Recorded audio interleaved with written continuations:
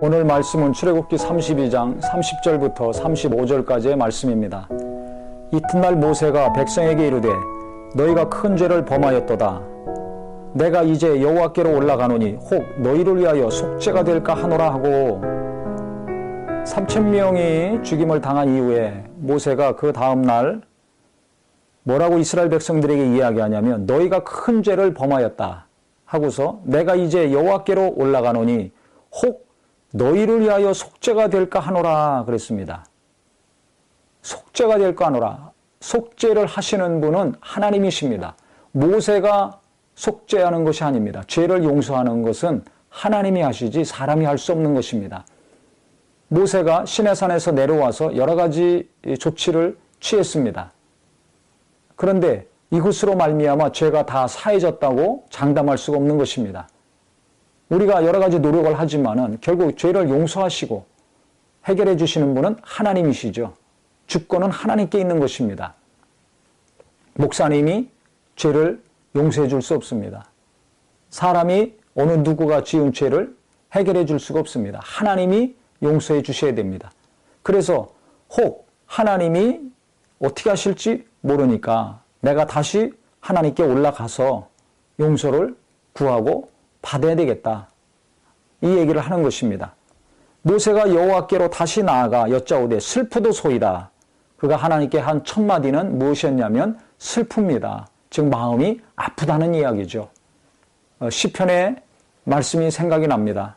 시편 51장 17절에 보면 하나님께서 구하시는 제사는 상한 심령이라 하나님이여 상하고 통회하는 마음을 주께서 멸하시지 아니하시리이다.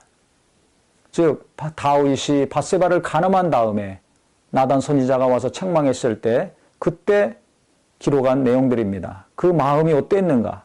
범죄한 이후에 다윗의 마음이 상하고 괴로웠습니다. 죄 때문에 아픈 마음, 죄 때문에 통회하는 심령, 주께서 멸시하지 아니하실 것이라는 마음을 가지고 그가 회개에 기도했죠. 금식하면서. 즉 이스라엘 백성의 죄 때문에 모세는 지금 마음이 너무 슬프고 아픈 것입니다. 영혼을 사랑하는 사람, 하나님이 맡기신 자들을 진정 사랑하는 자들의 마음이라고 생각합니다. 죄를 짓고 연약하고 방탕하게 사는 자들에 대해서 분노와 동시에 아픈 마음, 저들이 정말 원수에게 시달리고 믿음이 없어서 방황하는 것 때문에 아픈 마음이 있을 때 우리가 그 영혼을 위해서, 그 성도를 위해서, 교회를 위해서, 가정을 위해서 간절히 기도할 수가 있습니다. 분노하고 정죄만 한다면 기도하지 않습니다. 성령의 도우심과 하나님의 은혜의 역사가 일어나지 않습니다. 하나님의 도우심과 은혜의 역사는 진정으로 회개하고 돌이켜서 거룩하게 되는 역사는 죄인들을 궁일이 여기는 주님의 마음을 가졌을 때 예수님이 우리를 궁일이 여기시고 우리가 죄인 되었을 때 하나님과 원수 되었을 때 가장 연약할 때 우리의 그 연약함과 죄를 담당하시고 죽으심으로 우리를 자녀 삼아주시고 용서해 주시고 구원해 주신 것처럼 죄인들을 향한 궁일이 여기는 마음, 연약한 자들을 향해 불쌍히 여기는 주님의 심령이 있을 때 회개하는 자들이 나올 것이고 회개하는 성도들이 늘어날 것이고 거룩한 교회 공동체가 될 것입니다. 하나님이 쓰신 위대한 지도자들, 위대한 성도들, 위대한 부모들은 항상 죄를 짓는 자식들을 향해서 범죄하고 있는 성도들을 향해서 교만하게 자기 뜻과 자기 생각만 맞다고 주장하고 따지고 드는 자들을 향해서 이와 같이 애통한 마음이 있었습니다. 이 마음을 가지고 지금 모세가 기도하고 있는 것입니다. 이 백성들이 자기들을 위하여 금신을 만들어 싸우니 큰 죄를 범하였나이다. 그러나 이제 그들의 죄를 사하시옵소서. 그렇지 아니하시오면 원하건대 주께서 기록하신 책에서 내 이름을 지워버려 주옵소서. 용서해달라고 지금 기도하면서 만약에 용서하지 않으실 거면 주님의 그 기록된 책에서 내 이름을 지워주시옵소서. 나는 구원받지 못해도 좋으니 이스라엘 백성들 구원해달라는 얘기입니다. 정말 대단한 지도자입니다. 그러면서 뭐라고 계속 기도하냐면 이제 가서 내가 네게 말한 곳으로 그렇게 기도했을 때 여호와께서 모세에게 이르시되 누구든지 내게 범죄하면 내가 내 책에서 그를 지워버리리라. 이제 가서 내가 네게 말한 곳으로 백성을 인도하라. 내 사자가 내 앞서 가리라. 그러나 내가 보응할 날에는 그들의 죄를 보응하리라. 여호와께서 백성을 치시니 이는 그들이 아론이 만든 바 그 송아지를 만들었음이었더라 그랬습니다.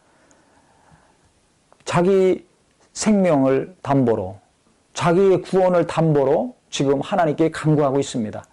진정 영혼을 사랑하는 자의 간구라고 볼 수가 있습니다.